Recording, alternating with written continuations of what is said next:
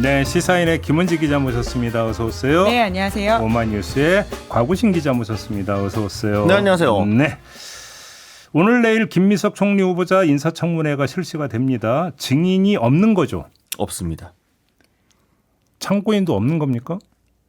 불발됐다라고 국민의힘에서 밝히고 있기 때문에 결과적으로는 김민석 후보자 한 명을 두고 여야가 공방을 이어갈 가능성이 높습니다. 그럼 일단 청문회는 열리는 건 맞는 거죠? 그렇죠. 청문회가 열려야지 또 그 이후에 상황들이 진행이 되기 때문에 청문회는 열릴 것으로 보이고요. 네. 하지만 증인과 참고인이 없는 상황이라고 하는 게 굉장히 이례적이어서 네. 어떤 식으로 진행될지는 저희도 좀 관심을 가지고 있습니다. 이제 어느 순간부터 이제 어떤 통과 의례가 되다시피 했던 이제 첫 장면은 이제 자료 제출을 놓고 그렇죠. 그걸로 그죠? 오전 다 보내죠. 네. 보통 이제 이제 오전에 고성을 서막을 여는 거죠. 오늘도 그렇게 전개될 거로 전망하시죠? 그렇죠. 실제로 국민의힘에서 김민석 후보자의 자료 제출이 미비하다 이렇게 지적을 하고 있기 때문에 그 부분에 대해서 따져 묻는 건 사실 말씀하셨던 것처럼 여야가 딱 바뀌어가지고 하는 그 장면 그대로이거든요. 네. 뭐 게다가 이런 상황이 생기면 어떤 도덕성 검증과 정책 검증을 나눠가지고 하자 이런 게 전형적인 여당의 주장인데 또 이것도 바뀌어가지고 공수가 하고 있는 상황이긴 합니다. 그러니까 여야가 이제 바뀌면 항상 나오는 얘기가 청문회에 대한 입장이 확 달리 180도 달라지죠. 그렇죠. 네. 그렇죠. 네.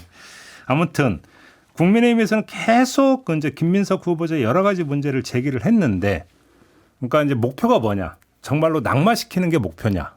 어떻게 분석을 하십니까? 낙마를 시킬 의지도 능력도 없습니다. 국민의힘은 지금. 네. 그렇기 때문에 낙마는 안 된다라고 네. 봅니다. 왜요? 왜 그렇게 보세요? 일단 첫 번째로는 그러니까 기본적으로 첫 국무총리 후보자이기 때문에 새 정권 바뀌고 나서 야당 입장에서는 곱게 보내면 안 된다라는 이미지가 분명히 있습니다. 그러니까 실제로 인사청문회 자체가 어떻게 보면 야당의 존재감을 보여줄 수 있는 판이기 때문에 네. 우리가 뭔가를 해내야 돼라는 건 있는데 야당이 지금 전혀 정비도 안 됐고 뭐 집안 싸움하고 당도 지금 뭐 시끄러운 상황에서 제대로 뭐 해가지고 맞춰가질 않고 있어요. 오죽하면 이제 소위 말하는 그 밖을 지라시로 도는 게 주진우 의원 말고 아무것도 의지가 없다라는 말이 도죠. 사실 주진우 의원 측이 돌린 게 아닌가 의심이 좀 들긴 하는데 약간 그런 것도 보게 되면 안 된 얘기를. 아무튼 서로가 손발이 안 맞는 거 아니냐. 국무총리 후보자 관련해 가지고 뭐 으쌰으쌰 뭐 의원총회도 열었다고 하는데 그 의원총회 금요일날 잡아가지고 일정들 때문에 한 60명도 안 왔습니다. 그래서 전체 하는데 그러니까 기본적으로 국민이 막 일치 단결해 가지고 강하게 힘을 싣지도 못하고 있고 그럼 그렇다고 해서 지금 김민석 후보자 물론 뭐 이런저런 논란이 있습니다만 대단히 막 엄청 치명적으로 뭐 절대 안 될 거는 어떤 뭔가를 야당이 발굴을 해내 가지고 이걸로 지금 공격을 하고 있느냐. 이것도 지금 아닌 거거든요. 그렇다고 또 증인 협상 들어가 가지고 저는 사실 이런 협상의 기본 틀은 야당 입장에서는 꼭 부르고 싶은 증인이 있으면 여당이 요구하는 증인 좀 받고 해가지고 어떻게든 좀 앉혀가지고 해야 야당이 유리한 판이 되는 건데 그것도 협상도 제대로 못 해가지고 깨져서 증인도 못 부르고 결국 뭐 고성 좀 지르고 뭐 이런저런 레파토리들 이야기하다가 한 이틀째 되면은 하루 더 필요합니다라고 했지만 뭐 당연히 여당 안 받아줄 거고 그럼 3일은 못 하고 그렇게 해서 그냥 넘어가겠죠. 네. 김은지 기자는 어떻게 전망하세요? 뭐 말씀하셨던 것처럼 그러니까 저희가 지난주에도 한번 김민석 후보자의 청문회 쟁점에 대해서 이야기를 드린 바가 있습니다.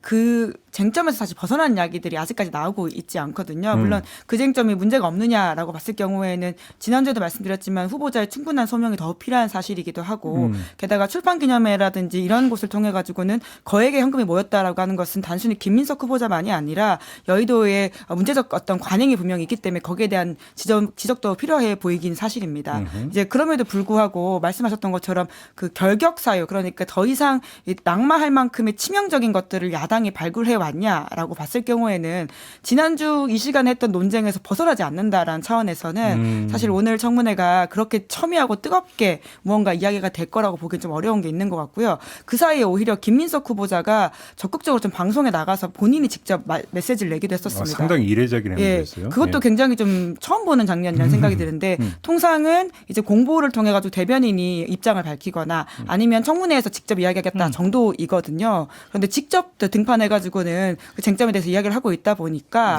이게 어마어마한 공방으로까지 가면서 결격이다라고까지 이어지는 여론으로는 가고 있지 않아 보이긴 합니다. 아무튼 여러 가지를 지금 국민의힘에서는 제기하고 있는 거잖아요. 아들 스펙 의혹이라든지 칭화대 뭐 학위 문제라든지 특히 이제 재산 문제 어떻게 보세요? 그 구체성과 신빙성에 대해서는. 저는 김민석 후보자의 가장 크리티컬한 부분은 오히려 차별금지법 관련 부분이라 생각을 경향신문에서 제기를 했던 그런데 이 문제를 정교하게 물고 늘어질 의지도 능력도 국민의힘은 없기 때문에 오히려 그 김민석 후보자가 보여줬던 인식보다 더하면 더했지 국민의힘은 기본적으로 더 혐오스러우면 더 혐오스러웠지 성소수자나 뭐 동성애자에 대해서 아무런 문제의식이 없는 분들이기 때문에 네. 그 문제를 가장 치명적으로 오히려 못 건드릴 것이다. 건드려봤자 어차피 자신들만 손해니까. 그러면은 지금까지 해왔던 거 변죽만 올릴 건데 이미 뭐 나오고 있는 그 이상으로 뭔가 그럼 진짜 한 방 먹일 수 있는 게 있느냐. 나왔으면 진짜 나왔겠죠. 그러니까 김민석 후보자가 뭐 사실 적극적으로 해명에 나서면서 본인 뭐 출입국 기록 같은 거 비행기 언제 탔는지 그런 것도 얘기 다 SNS를 통해 공개도 했고 재산 관련한 본인이 소명하겠다라고 했기 때문에 국민의힘에서 아무리 물고 늘어져 봤자 기본적으로 김민석 후보자가 밝히고 해명하면 끝. 그 해명을 가지고 이게 뭐가 부족하다, 뭐가 있으니 문제다. 그러니까 결과적으로 돈 문제라고 한다면 김민석 후보가 진짜로 뭔가 검은 돈을 받았다. 혹은 뭔가 이 돈을 받고 뭔가 거래를 했다. 쉽게 하면 이런 거잖아요. 그러니까 그동안 그 후보자가 벌어온 돈과 지출한 내역을 보니까 안 맞는다. 그렇죠. 그러면 네. 이 플러스 알파를 어디서 이게 온 거냐? 결국은 스폰이 있었던 거 아니냐? 내지 불법 정치자금 받은 거 아니냐? 이 의혹이잖아요. 그렇죠. 네. 근데 다만 그것이 회계 장부상 빈다. 차원의 의혹 제기와 누가 얼마를 줬다라는 팩트 폭격은 전혀 다른 거잖아요. 차원이. 맞습니다. 그러니까 후자가 안 되고 있다 이런 말씀이신 거죠? 맞습니다. 맞습니다. 그러니까 물론 이제 후자라고 하는 것은 강제 수사를 통해서 드러날 수 있는 부분이기 때문에 이게 뭐 청문이라든지 혹은 뭐 기자의 취재로 알아내기는 어려운 부분들이 분명히 있을 겁니다. 하지만 거기에 대한 또 김민석 후보자의 소명이 있긴 있거든요. 네. 이제 그것이 경조사를 비롯해서 이제 출판 기념회를 통해 가지고는 현금이 다량으로 들어왔고 그걸 바로바로 썼기 때문에 뭐 신고를 하거나 어디 보내지 않았다라는 취지의 해명을 하고 있습니다. 이제 그런 부분들이 맞아 떨어진다면 뭐 다만 제가 아까도 말씀드렸지만 출판 기념회에서 그렇게 큰 돈이 들어오는 것에 대한 적절성 여부는 사실 여의도에 전형적으로 나오는 비판들이긴 하거든요. 뭐 오래된 얘기죠. 예, 뭐 그것에 대한 문제 제기는 분명히 전 좀 있어야 된다고 생각하는데 그와 별건으로 그것이 정말 그렇게 들어온 돈이라면 소명이 안 된다라고 하는 부분도 조금 이렇게 공격하기 어려운 지점들이 있어 보이긴 합니다. 그러니까 이제 출판 기념에서 그 이제 돈을 받아야 되느냐라는 카테고리와 그래서 이제 거기서 이제 해서 그걸로 썼다는 카테고리는 다른 범주니까. 그렇죠. 이제 그 예. 얘기죠. 그리고 알겠습니다. 아무튼 이제 우리가 흔히 하는 이야기로 보통 이제 청문회나 이런 걸 보면 청문회 열리기 전까지 막 언론을 통해서 제기했던 의혹이 거의 전부였던 이른바 결정적 한 방이라고 하는 게 정작 열리면 없는 이런 경우가 이제 반복이 되어 왔는데 이번에도 그러냐 안 그러느냐. 이걸 좀 보면 되겠네요. 네, 소위 말하는 뭐 빈손, 맹탕 청문회 이런 게 좀 반복될 가능성이 좀 있어 보이긴 하는데요. 다만 아까 김은지 기자께서 잘 얘기해 주신 것처럼 이 출판기념회 문제는 이왕 문제가 됐으니까 이번 기회에 좀 깔끔하게 정리를 하고 가면 좋겠다는 생각은 합니다. 그러니까 정치인 전반적으로. 아니 근데 그 전에 무슨 이제 그 뭐 정치개혁과 국회개혁 나오면서 그거 안 하기로 뭐 그때 하지 않았었네 아니었었네. 그러니까 그런 정치개혁 그 과정들을 거치면서 이전보다 좀 나아진 건 맞습니다. 하지만 그럼에도 불구하고 때만 되면 이제 출판기념회를 하게 되는데 근데 이게 그러니까 저는 정말 제일 큰 문제가 뭐냐면은 출판기념회를 통해서 이게 기념회를 통해서 얻는 부가적인 것들이 이득이다 보니까 왜 정치인들에게 출판기념회라는 걸 특별히 열어준 이유 뭐냐면 책을 만드는 건데 책을 만드는 건 좋은 일이니까 이건 좀 열어줘야지라는 취지에서 약간 공간이 있었던 거거든요. 근데 그들이 만드는 책이 지금까지 뭐였느냐. 물론 아닌 분들도 일부 있습니다만 대부분 책을 내 아래서 내는 거기 때문에 굉장히 함량도 미달이고 나무야 미안해 같은 책이 너무 많습니다.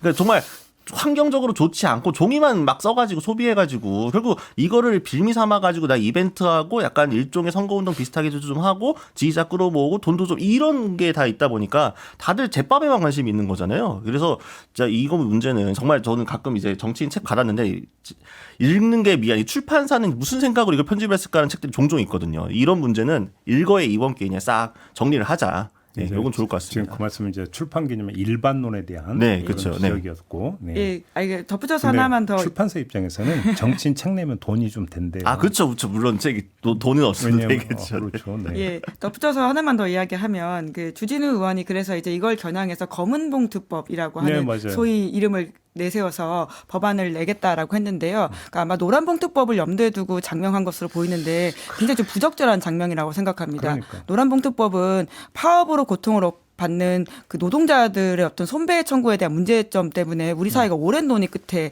만들게 된 법이거든요. 근데 거기다가 마치 이제 그런 식으로 이렇게 장명을 한다고 하는 것은 좀 굉장히 그 노동자들에 대한 모욕적일 수도 있다라는 좀 걱정이 들더라고요. 알겠습니다.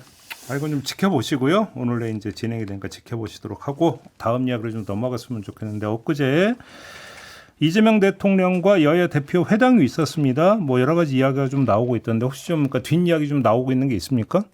뭐 영상에서 사실은 처음에 김용태 위원장을 부를까 말까 가지고 조금 이야기가 있었던 것으로 전해지고 있거든요. 뭐 참모들이 그랬다면서요. 뭐 내일 모레면 이제 임기 끝인데 굳이 불러야 됩니까라고 했다면서요. 그렇죠. 그러니까 김용태 비대위원장이 그 6월 30일에 임기가 끝나고 그러니까 공식으로 어쨌든 전당대회를 통해 선출된 대표도 아니고 이런저런 이야기고 또 특히나 카운터 파트너라고 할 수 있는 민주당에서는 어쨌든 김병기 당대표 직무대행 겸 원내대표가 오다 보니까 야당에서 2명이 오게 되면 약간 숫자도 안 맞잖아요. 물론 대통령과 맞추면 2대2인지 모르겠습니다만 그래서 항상 이런 누구를 어디까지 부를 것이냐, 형식이 어떠냐, 숫자를 어떻게 맞추냐 항상 매번 이런 자리 가질 때마다 크게 논란이 있었던 거였는데 이번 같은 경우에는 그래도 뭔가 이재명 대통령이 조금 뭔가 결단이면 결단, 배려면 배려 이렇게 해가지고 김용태 위원장이 온 거잖아요. 이거 자체에 대해서는 야당에서도 생각보다 이거 조금 제스처가 협치 이런 건가 싶은 기대도 약간 있는 것 같고 전반적으로 이재명 대통령 취임 초기에 생각했던 것보다는 조금 공간이 열려 있는 것 같다는 기대도 좀 있는 것 같습니다. 근데 이제 저는 이 먹는 거에 집착하는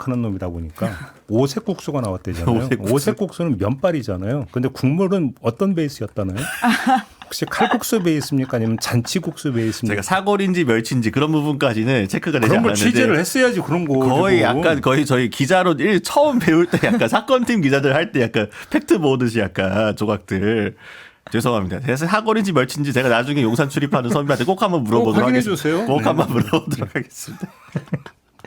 그러니까 그 윤석열 정부에서는 720일 만에 영수회담이 열리지 않았습니까? 네. 그러니까 너무나 대비되는 장면이기 때문에 더 관심을 끈다라는 생각이 들긴 하는데 이제 다만 그 이재명 대통령한테 그 김용태 비대위원장이 이제 끝나고 재판을 받겠다는 약속을 하라라는 식의 이야기를 했다는 것으로 지금 여야에서 논쟁이 있는 중입니다. 어떻게 평가하세요? 그 그러니까 주장에 대해서. 당연하게 끝나고는 재판을 받게 되는 것인데 그런 이야기를 한다는 것 자체에 대해서 여당에서는 그러니까 굉장히 무례하다라는 식의 이제 비판까지 나오고 있는 것인데요. 결과적으로 자기 장사했다라고 봐야 되는 지점들이 꽤 커 보이긴 합니다. 그런데 이것이 정말 김용태 위원장이 차기의 본인의 어떤 정치적인 역할을 두고 장사를 했다라는 차원에서 이게 효과적이었냐라고 본다면 오히려 야당에서는 아니 임기 중에 받아야 되는 것인데 왜 지금 임기 끝나고 받아야 되는 걸 당연하게 기정사실화해서 말을 해줬냐라는 비판들이 친윤을 중심으로 나오고 있거든요. 네. 이제 그래서 사실 김용태 비대위원장의 그 이야기는 여야를 할 것 없이 점수를 얻기엔 좀 어려웠던 이야기였다라는 평가가 지배적이긴 합니다. 국힘에서 평가가 그래요? 그러니까 이제 김용태 비대위원장이 사실 항상 어떤 제스처를 취할 때마다 모두한테서 공격받는 약간 좀 불쌍한 포지션이기는 한데, 그러니까 뭐 여권에서의 비판이야 뭐 당연히 나오는 건데, 사실 아까 말씀해 주신 것처럼 야당 내에서도 이게 좀 왜냐하면 퍼포먼스는 일종의 이게 종이 해가지고 꺼내갖고 한 거가 예전에 이제 윤 전 대통령한테 이제 당시 이재명 대표가 보여줬던 그 퍼포먼스를 좀 따라하면서 쓴소리를 7가지를 준비했다라는 거였는데, 사실은 뭐 하실 수 있는 퍼포먼스고 내용만 괜찮았으면 뭐 저는 뭐 그 중에는 일부는 괜찮은 내용도 있어 생각이 들지만 처음에 결국 보도 나가고 임팩트 있게 되는 건 그 재판 부분인 거잖아요. 이게 전술적으로 좀 옳았는가에 대해서는 당연히 야당 내에서도 약간 물음표가 나오는 것 같은데, 근데 또 누가 보면은 이게 김용태 위원장 혼자의 의지로 이걸 적은 걸까? 누군가가 뭔가 조언을 했거나 좀 협업한 그룹이 있을 텐데 거기가 약간 전략적으로 약간 미스가 난 게 아닌가 싶기도 합니다. 뭐 7대 요구 온 거잖아요. 네, 그렇죠. 그러니까 이제 김용태 비대위원장은 나름 이제 가서 쫙 얘기를 하면 어떤 이제 우리 지지층한테 어떤 선명한 모습을 어필할 수 있다. 이렇게 접근한 건가요? 그렇죠. 그랬는데 그 처음에 그 나온 내용이 누가 봐도 마음에 들지 않는 내용이라서 이게 아무래도 좀 초선 의원이고 하다 보니까 또 그런 좀 아주 정교함은 좀 떨어진 게 아닌가 싶기도 합니다. 그래요. 본전도 못 찾았다. 예, 뭐 정리하면? 물론 아니, 뭐 그럼에도 본전까지 불구하고 막 말씀하신 것처럼 이재명 대통령이 그러니까 카운터파트로서 지금 김용태 비대위원장을 인정해주는 모양새로 한 것이잖아요. 이제 그런 차원에서는 김용태 비대위원장이 자리를 차지했다라고 볼 수는 있을 텐데요. 근데 하지만 이 자리를 얼마나 효과적으로 이용했냐라고 했을 경우에는 뭐 완벽한 점수를 받기 어려워 보이긴 하는데, 다만 이 자리 자체가 사실은 현직 대통령이 그 뭐라고 할까 그 프리스티지를 가지고 가는 자리이지 야당 대표라든지 야당의 주요 관계자들이 무언가를 잘하기는 어려운 시간이긴 하거든요. 근데 김용태 비대위원장 입장에서는 윤석열 전 대통령 때 이제 딱 한 번 만났었죠. 이재명 당시 이제 대표와. 그때 이재명 대표가 딱 이제 종이권에서 한 15분간 읽었잖아요. 그걸 그대로 따라한 거 이런 거 아닌가요? 사실 그거를 오마주 한 거죠. 그러니까. 그 오마주로 할지 패러디라고 해야 될지 뭔지 모르겠습니다만 아무튼 네. 그걸 그대로 돌려주면서 본인도 그러니까 이재명 대통령도 야당 대표일 때 이렇게 요구를 했고 대통령이 요구를 했으니 본인도 지금 야당 대표 지위에 있는 사람으로서 이재명 대통령이 이런 걸 요구한다. 좀 잘 들어달라. 이런 취지로 한 거죠. 저는 뭐 퍼포먼스 자체는 나쁘지 않다. 그럴 수 있다. 근데 내용적으로 봤을 근데 때 제일 궁금한 네. 게 송원석 원내대표는 그걸 어떻게 평가했을까요? 뭐 좋지 않았겠죠. 사실은 본인만 혼자 가고 싶지 않았을까요? 김용태 위원장이 온 것부터도 약간 껄쩍지근했을 것 같은데. 아 그런가요? 네. 아무튼 그러면 김용태 위원장 이야기 나왔으니까 어떻게 되는 건지 30일로 이제 딱 끝나고 쫑입니까? 어떻게 되는 겁니까? 쫑일 가능성이 지금 매우 높아졌죠. 그래요? 네, 거의 네. 90% 이상. 왜냐하면 하려면 뭔가 절차를 거쳐야 되는데 절차를 할 지금 의지가 전혀 없는 상황이거든요. 지난주 금요일인가 조정은 의원이 저희 방송 나왔는데 김용태 비대위원장이 혁신위원장 맡으면 안 되냐라고 얘기했다가 뭐 김용태 비대위원장 뭐 발권하대요. 응? 지금 혁신형, 그러니까 이게 뭐냐면은 혁신위를 띄어서 김용태 비대위를 대체하고 김용태 혁신안을 논의하는 기구로 가겠다라는 거잖아요. 그러니까 원내지도부대로 쭉 가고 갈 길 가고 혁신대로 가겠다라고 하는 건데 결국 혁신이라고 하는 거는 굳이 옥상옥 만들어 가지고 절차를 거칠 필요가 없는데 핑계 삼고 명분 차기 위해서 하는 거거든요. 정말로 의지가 있으면 그냥 지금 지금 김용태 위원장이 얘기했던 혁신안 바로 얘기해가지고 뭐 의총에 붙이든 뭐 여론조사를 하든 해가지고 그냥 수용하면 되는 거잖아요. 근데 그게 아니라 자기는 모르겠고 혁신위가 논의할 겁니다라고 밀어두는 것 자체가 송원석 원내대표가 자기 손에는 피 묻히기 싫다 이거거든요. 결과적으로 혁신위를 만드는 것 자체가 안 할 구색을 맞추기 위한 수순으로 들어간 거다. 이런 해석이 좀 기류가 있습니다. 근데 아무튼 그래서 6월 30일로 김용태 비대위원장 임기가 끝나면 그 뒤에 어떻게 한다라는 거예요? 김용태 비대위원장의 정치적 행보요? 국민의힘에서. 지금 송원석 체제로 가는 것이죠. 그냥 그러면 이제 그 대표 권한대행까지 그냥 맞는 겁니까? 뭐 비대위 다시 꾸리고 이러는 거 아니고? 그러니까 비대위를 꾸린다고 하면은 전당대회를 위한 이제 관리형 비대위로 가는 게 되는 것이고 사실 뭐 큰 의미가 없는 거죠. 원내대표가 뭐 지명을 하든 뭐를 하겠습니다만 아니면은 그냥 뭐 이제 직무대행 체제로 원내대표가 쭉 겸임해가지고 갈 수도 있는 거고 결국 핵심은 전당대회를 언제 할 건데로 기울여 되는 겁니다. 전당대회까지 좀 텀이 짧으면 굳이 8개월에 한다고 하지 않았나요? 근데 이제 그것도 이제 가안인 거고 그것도 확정적으로 하려면 어쨌든 의견도 모으고 해야 되니까 어쨌든 김용태 비대위원장 임기가 끝나고 나서 앞으로의 스텝을 어떻게 갈 것인가인 건데 네. 지금 당내에도 약간 이견이 있다 보니까 이게 기본적으로 친윤 대 친한만으로 보기가 좀 어려운 게 친윤계 안에서도 전당대회에 대해 시기에 대한 이견이 좀 있고 친한계 내에서도 이견이 좀 있다 보니까 이게 지금 깔끔하게 정리가 아직 안 되는 상황이거든요. 그러니까 아마 뭐 조금 이 혼란은 조금 지속되지 않을까 그러면 싶습니다. 대표에 나오려는 사람이 많아요? 많지는 않아요. 많지는 않아요? 네. 물론 있죠. 그 뭐 예를 들어서 김문수, 한동훈, 뭐 나경원 의원 얘기도 좀 나경원 의원은 항상 난가 하는 분위기 때문에 또 항상 이번에도 손을 드실 가능성이 높고 근데 안철수 의원은 이미 행보를 시작했죠. 했고. 네, 뭐 그 외에도 뭐 양양자 전 의원이라든가 뭐 다른 후보들 같은 경우도 나올 수 있겠죠. 네. 근데 이제 그 중에 어쨌든 이거 한번 이게 석가래로 이렇게 걸러야 되지 않겠습니까? 약간 뭐 이제 알맹이가 좀 진짜 튼실한 분도 있고 아니면 이제 벽시처럼 날아갈 분도 있는 거고 깐 것처럼 이렇게. 컷오프를 할 수도 있는 것이고 아니면 안에서 정리해야 될 수도 있기 때문에 어떻게 될지 모르는데요. 근데 이게 본질적으로 결국은 그 윤석열 전 대통령과의 관계 설정 그리고 계엄의 강을 진짜 제대로 건넜냐 이 부분이 정리가 안 되기 때문에 야당은 지금 뭘 해도 사실 뭐 혁신이라든지 새로운 전당대회라든지 아무것도 제대로 이게 정리가 되지 않는 상황이기 때문에 그 늪에서 빠져나오기 어렵다. 사실 어떤 공격을 지금 이재명 정부한테 효과적으로 한다고 하더라도 그래서 너는이라고 하는 이야기들을 끝없이 지금 부메랑을 맞고 있지 않습니까? 아니 뭐 혁신 아니고 혁신이고 뭔 필요 있어요? 그냥 딱 하나만 하면 되잖아요. 윤석열 당신 빠이빠이 이거만 하면 되는 거 아니에요? 이미 나갔고 자연인입니다. 저희는 상관없습니다. 말만 반복 중이죠 지금. 그러니까. 게다가 그 과거에 대해서 정말 절연하고 제대로 사과했는지에 대해서 많은 유권자들이 아직도 의심을 하고 있거든요. 그게 핵심이잖아요. 예. 그렇기 때문에 제가 말씀드린 것처럼 혁신에 누가 오든 위원장이 누가 오든지 간에 사실 그건 그렇게 중요하지 않다. 그러니까 내용적으로 이 상황에 대한 제대로 된 사과와 절연이라고 하는 것이 없으면 국민의힘은 뭘 해도 계속 어려운 상황일 것이다. 왜 어렵냐면요. 정답이 있는데 걸로 안 가려고 하니까 어려운 거예요. 세상세 이치는 간단한 거예요. 그리고 사실 야당이라고 하는 것은 결국은 야당이 가진 힘은 이제 의석수일 겁니다. 왜냐하면 윤석열 정부에서 민주당이 야당으로서 기능을 할 수 있었던 것은 그 의석수가 많았기 때문인데 지금 뭘 해도 어려운 솔직히 저희가 아까 김민석 후보 청문회 이야기했지만 의석수에서 이미 안 된다라고 하는 것을 국민의힘도 알고 민주당도 알고 있습니다. 그걸 다 알죠. 예. 예. 그렇기 때문에 뭐 강행이라는 표현을 쓰든 아니든 간에 이게 넘어간다라고 하는 건 모두가 알고 있거든요. 그러니까 주진우 의원 외에는 오히려 전략적으로 나머지 야당 인천 의원들은 후보자와 잘 지내겠다라고 하는 계획을 세우면서 롤 밑에서 그래요? 일정 부분 그런 게 있는 것이죠. 왜냐하면 뭘 해도 이제 결과적으로는 정부 여당과 협상을 해야 될 수밖에 없는 야당 처지에서는 오히려 각 세우기보다는 그러니까 이렇게 적당한 선을 유지하겠다라고 하는 계산들이 서 있기 때문에 그러면 열심히 안 한다라고는 평가할 수밖에 그럼 없거든요. 거꾸로 주진우 의원만 그렇게 그 막 각을 세우는 이유는 뭐예요? 그러면 그분은 진심이신가 보죠. 이제 그러다 보니까 주진우 의원이 가지고 있는 몇 가지 사법 리스크가 또 어떤 동력이 된 게 아니냐라는 해석이 나오고 있는데 뭐 이건 해석의 영역이고 주진우 의원 같은 경우에는 전혀 자기는 그와 관련이 없다라고 이야기하고 있기 때문에 네. 뭐 이것은 그냥 여의도의 또는 해설이라고만 말씀을 드릴 그러니까 수밖에 없는데 뭐 흔히 하는 얘기 혼자 튄다 이런 얘기네요. 그러니까 열심히 한다 이렇게 뭐 야당 입장에서는 아니, 이야기해야 될 그리고 것 같긴 어쨌든 합니다. 다른 의원들 입장에서도 누구 한 명이 저렇게 앞에서 열심히 싸워주면 본인들은 뒤에 살짝 물러서도 괜찮은 거잖아요. 뭐 그런 역할 분배를 했을 수도 있을 거고 또 주진우 의원은 어쨌든 선수도 그렇고 조금 더 본인이 튀고 좀 주목을 받아야 되는 사람인 거죠. 성과를 내야만 하는 사람이기 때문에 또 더 열심히 하는 걸 수도 있고 뭐 본인 아직 뭐 선거는 많이 남았으니까요. 각자 예. 좀 스펙 쌓는 거죠. 그래서 제가 하고 싶었던 말은 의석수가 적은 당이 할 수 있는 것은 사실 여론밖에 없습니다. 그렇죠. 여론을 등에 업고 무언가의 국민들 지지와 기대를 받고 그러니까 정부 여당을 견제하는 역할인데 지금 스스로가 그 국민들에 대한 기대치가 너무 낮지 않습니까? 그 핵심이 계엄과 윤석열 전 대통령이라고 하는 것을 누차 좀 강조드리고 싶어서 그러니까 뭘 해도 지금은 어렵다. 그걸 하지 않는 이상 그 이야기입니다. 알겠습니다.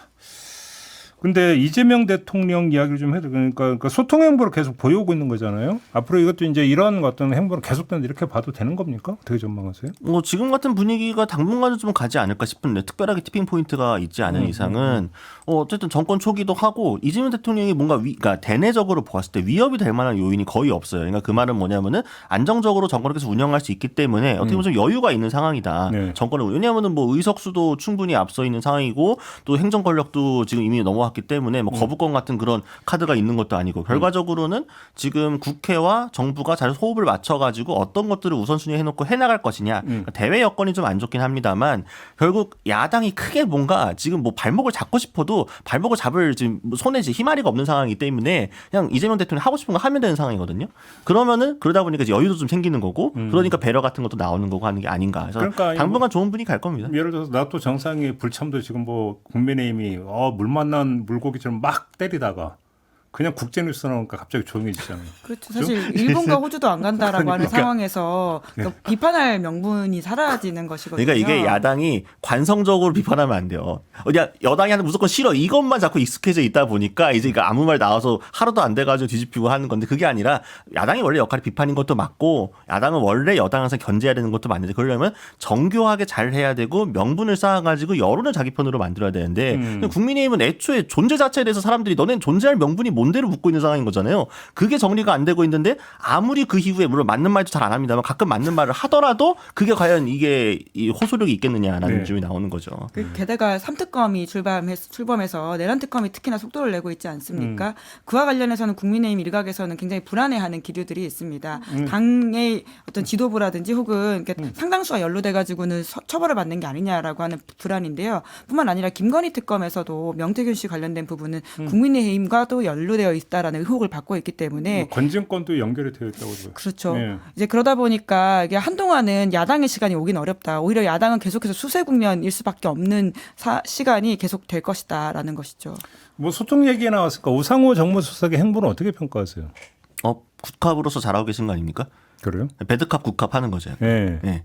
그러니까 애초에 원래 이제 우상호 이제 수석 같은 경우에는 그런 정무적 역할을 잘 한다라고 여의도에서 굉장히 정평이 넓은 사람이고 여야와도 소통이 잘 되어서 2016년, 17년에 소위 말하는 최순실 게이트 그리고는 박근혜 전 대통령 탄핵 국면에서도 그 당시 여당과 잘 협상을 했다라고 하는 것으로 알려져 있는 인사입니다. 근데 이번에도 이제 송미령 장관 유임하는 것에 대한 여권 내 비판들이 굉장히 크거든요. 뭐 네. 진보당 어제 의원 같은 경우에는 아예 이제 문제 제기를 하면서 퇴장하겠다라는 식의 말까지 했었던 상황인데 관련해서 오늘 오전에 또 이제 우상호 수석이 국회에 방문을 해가지고는 면담을 하면서 대통령의 뜻을 좀 설명하겠다 이렇게 알렸다고 방금 CBS 보도가 나왔더라고요. 진보당에 간다? 뭐 진보당까지는 아닌데요. 지금 우선은 민주당의 농해수위원회가 면담을 한다고 하는데요. 우상호 수석 스타일이라면 아마 진보당에까지 가서도 설명을 할 수도 있을 것 같다라는 생각이 드는데 뭐 이런 식의 활발한 소통 행보를 이어가는 것은 그건 잘하고 있는 거죠. 네, 그렇죠. 사실 지금까지 정무수석이 계속해서 윤석열 정부와 비교할 수밖에 없게 되는 효과도 있고 사실 윤석열 정부는 워낙 바닥이었기 때문에 이 비교하는 효과라고 하는 것이 보기에는 의미가 있어도 이게 정말 정성평가할 수 있는 부분인지에 대해서는 좀 의문이 있습니다만 윤석열 정부 자꾸 비교하면 이제 기저 효과라고. 예, 그러니까요. 다 잘하게 되는 예. 거 아니에요. 예, 그러니까 정상성을 회복만 하더라도 잘해 보이는 효과가 있는 건 분명한데요. 그 당시 정무수석이 사실 어떤 역할을 했는지에 대해서는 굉장히 여러 가지 의문과 비판들이 있고 심지어는 여의도도 잘 안 간다 이런 이야기 있었거든요. 야당과의 소통 창구 기능을 했다고 보기가 어렵죠. 예. 심지어는 여당 안에서도 소통을 잘했는지에 대한 의문이 있었습니다. 그 당시 한동훈 전 대표가 있다 보니까 저는 기억나는 게 정무성 그딱 건데 아무 말 안 하면 아무 일 안 생긴다고 했던 거예요. 그게 진짜. 그때 안철수 의원. 예. 저는 기억나는 거 딱 그거 하나인데. 그렇나요? 그러다 보니까 야당은커녕 여당과의 소통도 어려웠던 것이 그 당시에 정무수석이었는데 지금 우상호 수석 같은 경우에는 사실 지금 이제 송미령 장관 같은 경우에는 계엄과 관련된 있는 국무회의 멤버였기 때문에 거기에 대한 비판이 나올 수밖에 없고 이거 무슨 인사냐라는 비판이 충분히 전 가능하다고 봅니다. 그런데 이제 여기에 대해서도 뭐 설명을 하는 시간을 가지겠다라고 하는 것들에 대해서는 그러니까 그 압력을 빼준다. 그러니까 굉장히 올라간 압력들을 조금씩 빼주면서 역할을 한다는 차원에서는 정무 기능에서는 그 적절한 인사를 찾은 게 아닌가라는 생각이 들기도 하고요. 그 얘기 나온 김에 그러면 송미령 장관 유임은 어떻게 평가하세요? 가구신 기자는 어떻게 평가하세요? 저는 인사는 아주 명확한 정답을 찾는 것보다는 오답을 피하는 게 맞다고 생각을 합니다. 오, 명언이네. 네. 오, 예. 그렇기 때문에 네.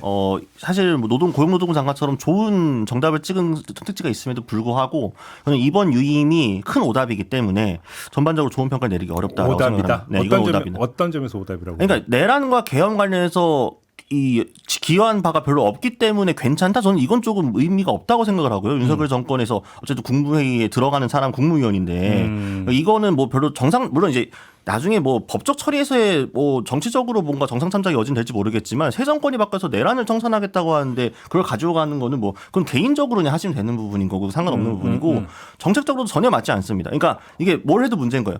송 장관이 이전부터 해왔던 기조를 가지고 장관을 하면 그것도 문제인 거고요. 그러니까 뭐 그 이제 뭐 농망사법 뭐 이런 말을 하면서 그 양곡관리법도 그렇고 비토를 세게 하지 않았습니까? 거부권도 건의를 하고 그 기조로 가면 당연히 이재명 정부는 안 맞는 거고 만약에 이제 와서 바꿔가지고 그러면은 양곡관리법 오케이 한다? 그럼 이 사람은 신념이 뭡니까? 원래 왜 그 자리에 앉아 있는 거? 그냥 정권 바뀌는 걸 맞춰갖고 맞춤으로 하는 사람입니까? 그럼 그런 사람 왜 이재명 정부에 필요합니까?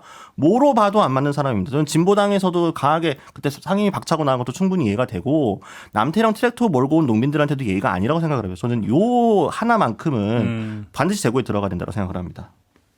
김문지 기자는 어떻게 평가하세요? 예, 아까도 제가 말씀드렸지만 사실 이제 내란 청산이라고 하는 것이 이재명 정부가 내걸었던 가장 중요한 모토 중에 하나였었거든요. 그런 차원에서 보더라도 물론 본인은 후회하고 반성한다라고 이야기하지만 말씀처럼 그것은 이후에 사법적 처리와 관련된 부분의 문제이지 과연 이 자리에 이제 이 장관이 있어야 될 이유에 대해서는 좀 많은 분들이 실망하지 않았을까라는 생각이 들고요.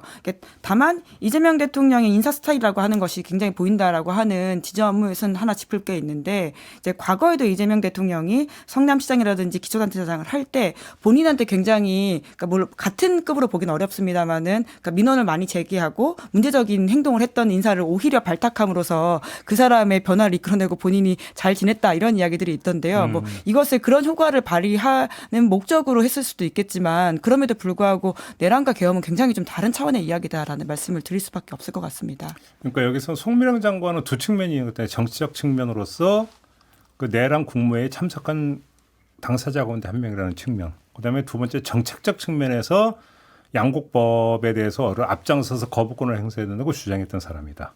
첫 번째 정적인 측면에 대해서는 뭐 그 지금 두 분이 지적했던 거에서 뭐 이견을 제외하는 거 달 이유는 저는 없다고 보고 정책적 측면에서는 근데 이런 것들이 고려가 됐는지 잘 모르겠지만 정반대 이 그림을 한번 상정해 볼 필요가 없어요.